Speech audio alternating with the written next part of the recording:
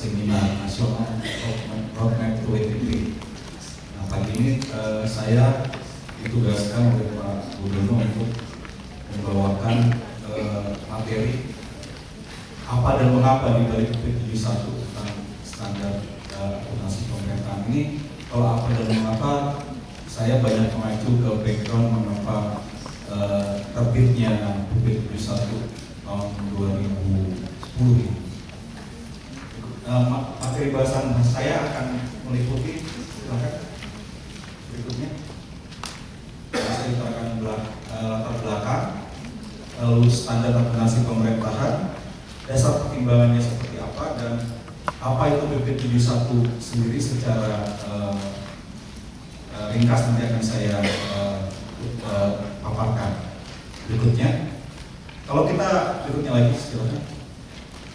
Nah, kalau kita lihat apa dan bagaimana latar belakang terbitnya PP71 khususnya dengan full basis ini, memang kita tidak terlepas dari suatu teori namanya suatu agency teori, yang mana bahwa pemerintah di sini melaksanakan amanat dari prinsipalnya, ya. Pemerintah sebagai agent dan prinsipalnya di sini adalah rakyat, ya.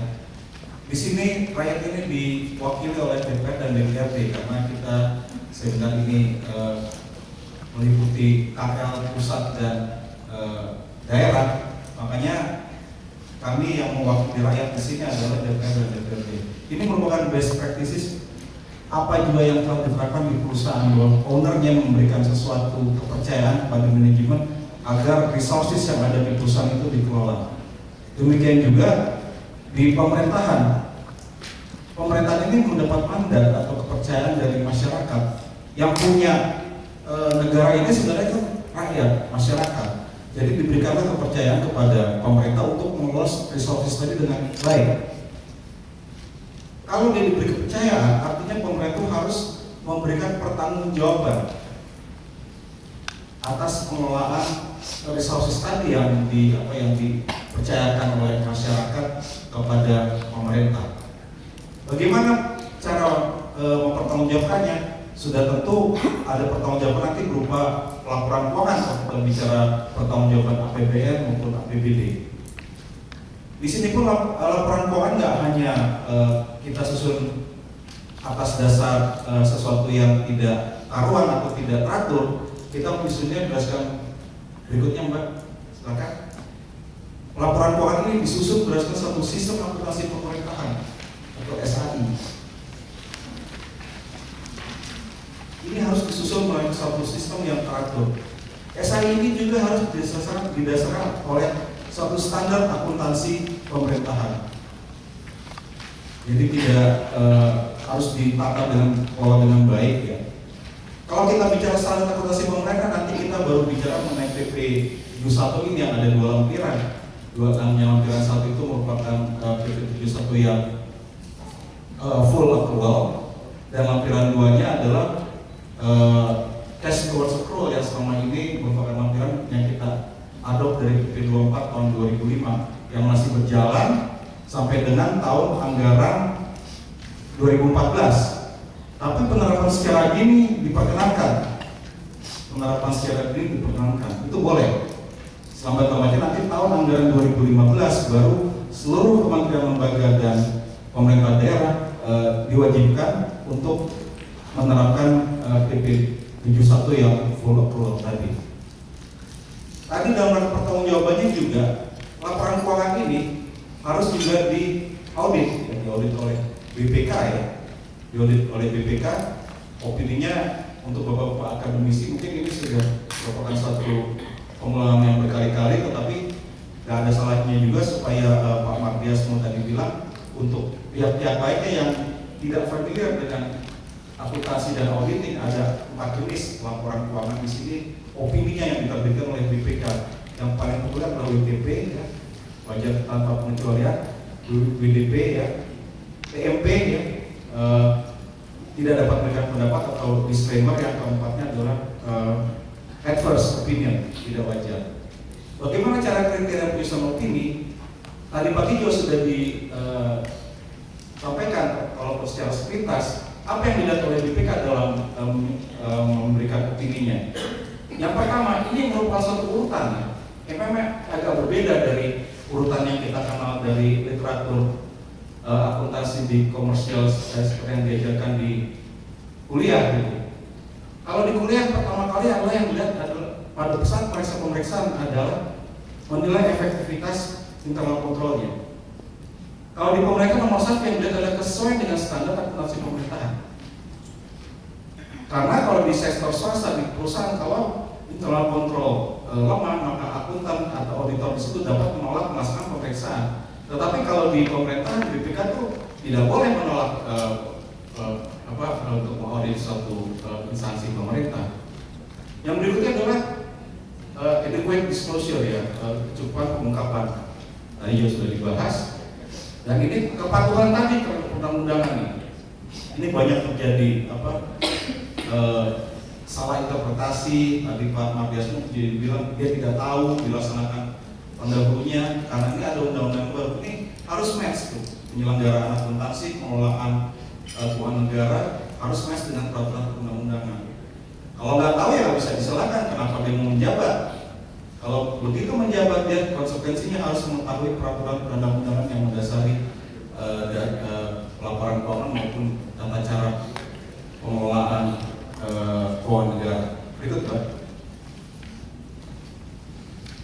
Tadi backgroundnya saya merefer ke slide berikutnya.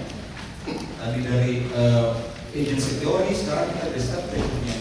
Pada saat penyusunan undang-undang keuangan negara yaitu Undang-Undang Nomor 17 tahun 2003. Di sini sudah dibilang ini bahwa presiden dalam hal ini pemerintah dia sebagai pengelola keuangan negara di sini berkewajiban menyampaikan rancangan undang-undang tentang pertanggungjawaban APBN kepada siapa? Pada rakyat, pada DPR dalam hal ini. Dia harus mempertanggungjawabkan pengelolaan keuangan negara dalam bentuk laporan keuangan. Di Pemda, Undang-Undang Nomor 17 juga bilang di pasal 31 ayat 1 bahwa bupati, gubernur, wali kota juga harus menyampaikan rancangan peraturan daerah tentang pertanggungjawaban pelaksanaan APBD. Dua-duanya selambat-lambatnya disampaikan kepada DPR maupun DPRD 6 bulan setelah berakhirnya tahun anggaran. Ini kemajuannya sangat pesat kalau kita bandingkan zaman dulu pada saat belum ada laporan keuangan. Saat itu pertanggungjawabannya berupa apa yang namanya PAN. Mungkin kalau namanya ini Bapak tolong dikasih tahu saya. Namanya PAN dulu, pertanggungjawaban berupa perhitungan anggaran negara. Itu hanya merupakan satu laporan keuangan yang Bapak Ibu kenal di sini. Di paket laporan keuangan ini adalah hanya LRA saja. Dan saat ini juga LRA secara statutory juga diwajibkan untuk dipertanggungjawabkan. Tidak lengkap waktu itu. Ini 6 bulan kemajuan besar. PAN yang pertama tahun 69 dipertanggungjawabkan 5 tahun kemudian. Udah basi itu pertanggungjawabannya. PAN yang terbaik, PAN yang terakhir, yang kedua terakhir saya ingat itu tahun 2003 atau 2002 itu 9 bulan. 9 bulan itu udah cepat. Sekarang mau nggak mau harus 6 bulan. Berikutnya Mbak, apa yang dipertanggungjawabkan? Laporan keuangan ini merupakan laporan satu paket yang dipersyaratkan juga oleh pasal 30 ayat 2 dan pasal 31 ayat 2 untuk di pemerintah pusat dan pemerintah daerah. Laporan keuangan dimaksud setidak-tidaknya meliputi ini at least nih, ya di PP 24 2005 juga bilang setelah ada pengembangannya nanti di PP 71 ada 3 laporan yang bertambah. Ini setidak-tidaknya makanya dibuat di sini meliputi LRA. Ini Bapak Ibu kenal sebagai ciri khas pemerintahan bahwa anggaran harus dipertanggungjawabkan.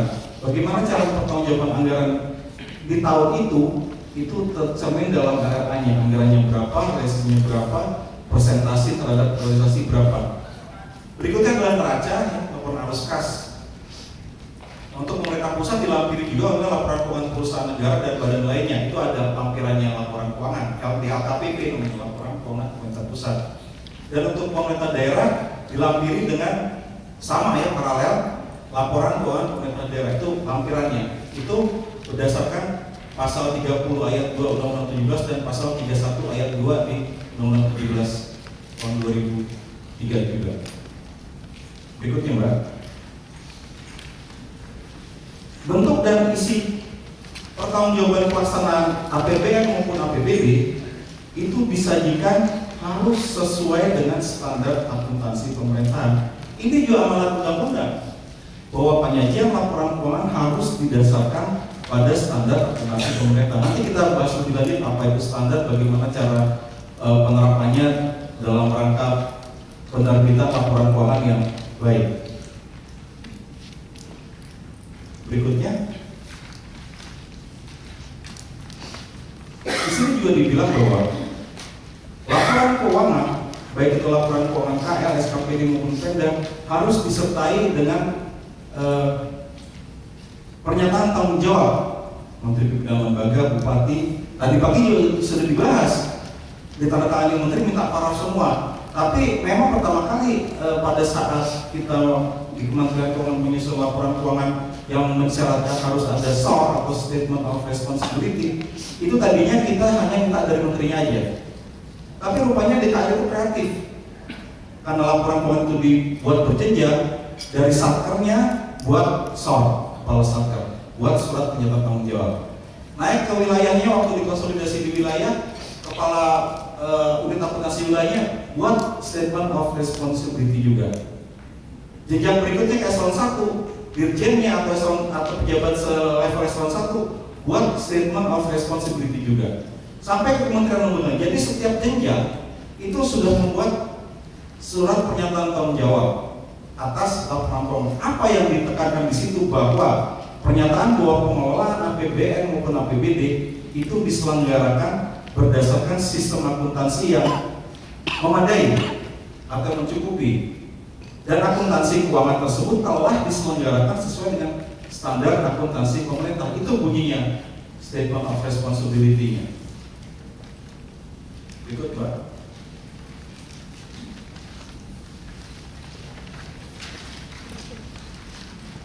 Oke, berikutnya lagi. Nah, kalau kita kembali ke standar akuntansi sendiri ya, bahwa standar akuntansi memang ini merupakan prinsip-prinsip akuntansi yang diterapkan dalam rangka menyusun dan menyajikan laporan keuangan. Di pemerintah Indonesia ini memang agak terbalik sedikit, karena standar akuntansi pemerintah sendiri baru terbit berdasarkan PP 24 tahun 2005, sementara pengembangan sistem akuntansinya sendiri telah dilakukan semenjak tahun 83. Jadi yang jadi pertanyaan, sistem akuntansi yang disusun mulai tahun 83 berdasarkan apa? Ada nggak standarnya? Saya jawab lagi, ada. Kita mengikuti best practices atau generally accepted accounting principles. Dan pada saat itu belum ada kodifikasi standar akuntansi pemerintah yang baru terbitkan di tahun 2005. Setelah ada standar akuntansi tahun 2005 yaitu di dalam PP 24, itu baru benar-benar segala sistem akuntansi harus mengacu pada standar akuntansi pemerintah. Memang itu memang disyaratkan benar-benar. Standar akuntansi ini disusun oleh suatu komite akuntansi, komite standar akuntansi pemerintahan. Kenapa harus oleh suatu komite yang menyusun standar akuntansi? Berikutnya Mbak. Karena memang di Undang-Undang 17 tahun 2003 di pasal 32, di sana disebutkan juga bahwa standar akuntansi pemerintahan disusun oleh suatu komite standar akuntansi pemerintahan yang independen. Alhamdulillah pagi ini Bapak Ibu ketemu Pak Binsan yang merupakan ketua komite kerja standar akuntansi pemerintahan. Jadi memang langka yang ketemu Pak Binsan. Syukur alhamdulillah bisa di depan Bapak Ibu nih. Jadi mohon maaf Pak Binsan, saya duluan malah yang ngomongin standar ini Pak. Amanat yang kedua adalah dari Undang-Undang Nomor 1 Tahun 2004 pasal 57. KSAP harus terbentuk berdasarkan keputusan Presiden. Atas dasar undang-undang tersebut diterbitkan ada dua Kepres ya, satu Kepres tahun 2004 nomor 84 dan telah diganti dua kali tahun 2005 dan 2009. ini ada pergantian Kepres mungkin karena ada pergantian di anggota komite kerja standar akuntansi pemerintah, karena di sana ada 9 orang ya, ada wali songo di situ. Jadi kalau ada perubahan, ada yang pergi, ada yang masuk. Pak Bambang ini keluar kemarin kan? Pak Bambang ini keluar karena apa? Karena mungkin dia lebih cinta BPK ya Pak Bambang ya. Karena dia memberikan pendapat atas standar, mau nggak mau Pak Bambang harus keluar dari komite standar akuntansi pemerintahan supaya nanti pada saat memberikan pertimbangan atas rilis-rilis yang diterbitkan oleh KSAP, Pak Bambang sebagai BPK memberikan pertimbangan di situ. KSAP bertanggung jawab kepada Presiden melalui Menteri Keuangan. Memang pakai melalui karena memang sakernya pun berada di dalam lingkup Kementerian Keuangan. Berikutnya Mbak, kalau kita lihat di struktur standar akuntansi pemerintah, kalau kita lihat swing di sini, ada dua sebenarnya, ada pernyataan standar tersebut ya. Kalau di FASB itu ada FASB statement ya, pernyataan standar tersebut, dan ada kerangka konseptual. Ini satu kesatuan utuh ya, yang tidak bisa dipisahkan. Kerangka konseptual itu bukan standar, tapi dia merupakan kerangka berpikir yang logis ya, dalam rangka mencapai tujuan kualitatif diterbitkannya suatu laporan keuangan. Penjabarannya sendiri diimplementasikan dalam statementnya, dengan pernyataannya. Inilah standar akuntansi pemerintahan. Selain itu, KSAP juga menerbitkan interpretasi. Kalau seumpamanya ada pendapat ataupun interpretasi yang berbeda satu orang dengan orang lainnya, maka diterbitkan dia IPSAT ya, interpretasi atas pernyataan standar akuntansi pemerintahan. Selain itu dibuatkan juga buletin teknis yang merupakan pedoman lebih lanjut, lebih detail, lebih rinci, lebih operasional dalam rangka mengimplementasikan suatu standar. Berikutnya Mbak. Nah ini kalau bapak-bapak dari akademisi mungkin ini udah makanan sehari-hari apa perbedaan basis akrual dengan basis kas, tetapi dari manajemen pemerintahan pusat dan daerah ini memang agak baru ya, karena kalau apalagi dari Maksi Pak ya, dari Maksi ini udah dari mimpinya aja tuh udah akrual, mimpinya aja udah sepertinya saya Bu Sri Mulyani juga dulu kan waktu implementasi. Bu Sri Mulyani itu bukan jurusan akuntansi, ini dari jurusan ekonomi pembangunan dia. Opo iki katanya, krual katanya. Aku tuh dapat ekonomi makro selalu A katanya gitu kan. Tapi begitu akuntansi kenapa aku dapat C katanya gitu? Karena ibu nggak bercandain waktu, karena ibu kurang perhatian aja gitu kan. Padahal kalau dia mau belajar lebih banyak lagi mungkin itu. Opo ini krual katanya gitu. Saya ingat sekali komentarnya waktu itu. Nah kalau yang masuk ke krual dia tidak melihat kapan uangnya masuk atau keluar, tetapi dia melihat periode terjadinya transaksi. Kenapa? Di sini periode pelaporan yang memperoleh manfaat dan yang menjadikan beban atau kewajiban itu lebih tepat.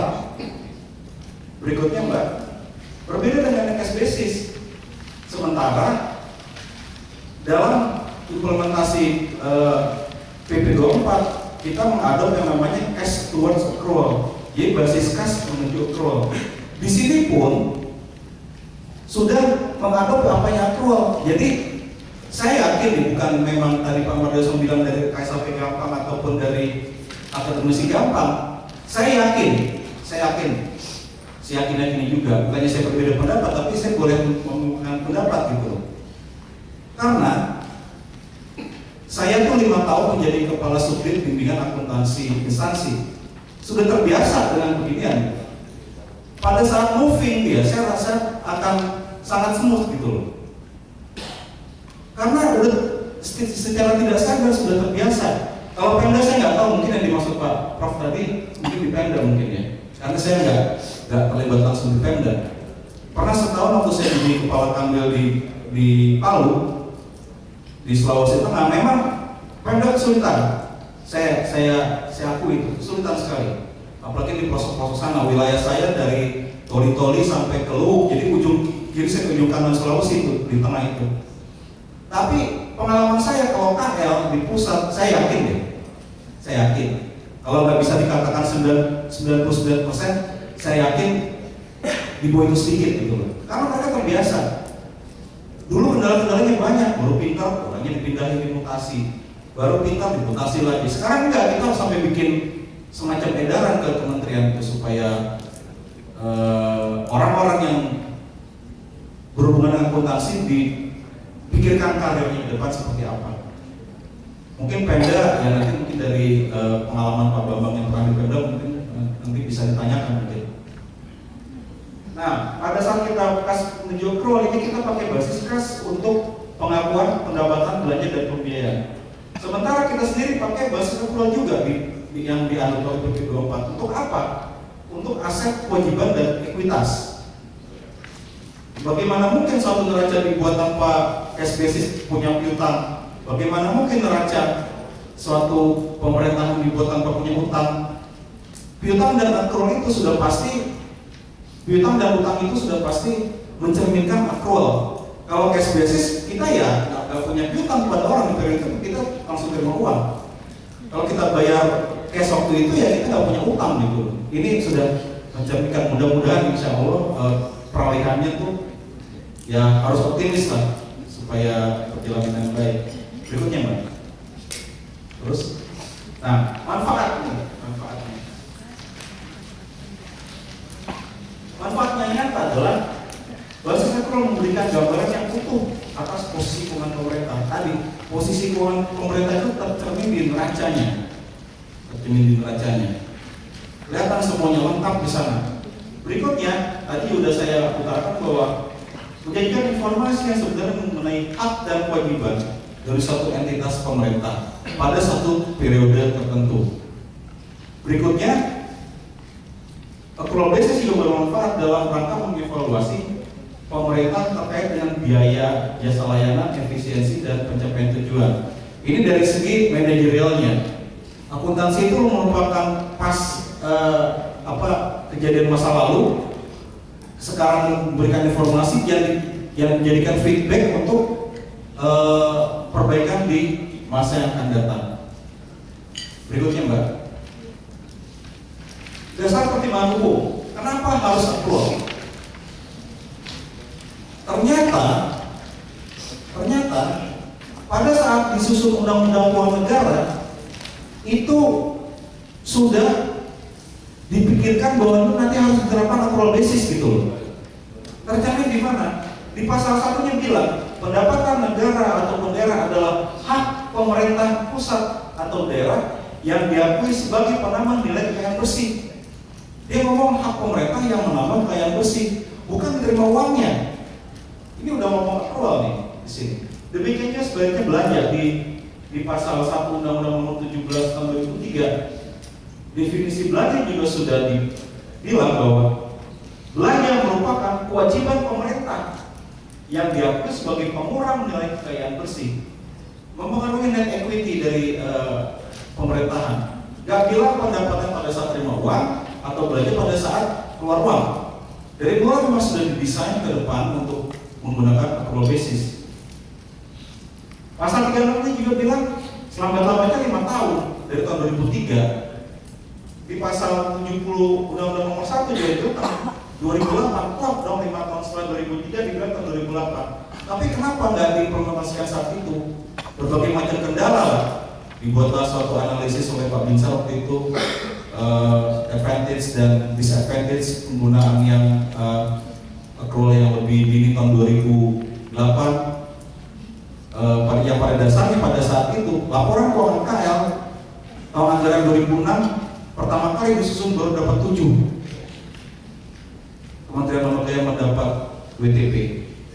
Di tahun anggaran 2007 baru 15. Sementara tahun 2008 sudah harus accrual. Belum di Pemda pada saat itu hanya 2 atau berapa gitu dari 500 saya lihat tadi statistiknya Pak Mardiasmo. Itulah yang makanya kenapa minta pertimbangan bahwa penyelenggaraan standar akuntansi yang berbasis accrual ini ditunda sampai dengan tahun anggaran 2015. Berikutnya, nah, pertimbangan lain-lainnya adalah bahwa SAP accrual dikembangkan dari PP 24 yang mana user atau penggunanya di sini sudah terbiasa juga secara tidak sadar sudah menggunakan accrual basis untuk aset, kewajiban, dan ekuitasnya. Dan pengembangan sistem akuntansi yang standar akuntansi yang berbasis accrual ini sudah mengacu kepada best international practices ya, bahwa IFSAT sudah menerbitkan international accounting standard dan standar yang kita susun oleh Komite Standar Akuntansi Pemerintahan itu mengacu pada IFSAT. Berikutnya Mbak, di skip aja yang ini, lanjut ya. Nah kalau kita lihat bahwa struktur dari PP 71 itu sendiri terdiri ada 3 bagian penting ya, yaitu batang tubuhnya sendiri. PP 71 tahun 2010 lampiran 1 inilah yang nanti akan mengatur standar akuntansi yang berbasis accrual, dan lampiran 2-nya berlaku sampai dengan tahun 2014. Tapi sekali lagi saya utarakan di sini, penerapan dini dari standar ini sangat disarankan. Ada nggak yang udah yang menerapkan di Pemda Bapak Ibu? Pemda Sleman ya Pak ya, Pak Binsar masalah ya, pernah ya. Semarang. Berikutnya. Nah isinya di sini ketemu pasal 1 ada definisi apa, definisi di situ, ya pasal 2 dan 3 tentang apa itu standar, apa itu PSAP, apa itu IFSAT dan blueprint teknis. Di bab 2 baru berbicara pemerintah menerapkan standar akuntansi pemerintah yang berbasis accrual ada pada lampiran 1. Pasal 5 disebut mengenai perubahan PSAP. Kalau ada perubahan, waktu itu komite berpendapat bahwa tidak perlu PP lagi, tapi cukup dengan peraturan Menteri Keuangan saja. Kalau pakai PP lagi, penambahannya lagi agak lama nanti tuh prosedurnya. Berikutnya, Bang. Nah ini tadi sudah diutarakan bahwa PP 71 ada 2 lampiran. Lampiran 1 adalah merupakan SAP berbasis aktual yang berisi perangkat konseptual dan 12 PSAP dan berlaku sepenuhnya paling lambat 2015. Sementara yang lampiran 2-nya merupakan SAP yang berbasis aktual diperuntukkan untuk entitas yang belum siap menerapkan lampiran 1-nya dan tidak berlaku mulai 2015. Ya mau nggak mau harus belajar. Tahun depan juga udah harus exercise nih ya, untuk paling tidak sekarang tuh nggak ada kata terlambat.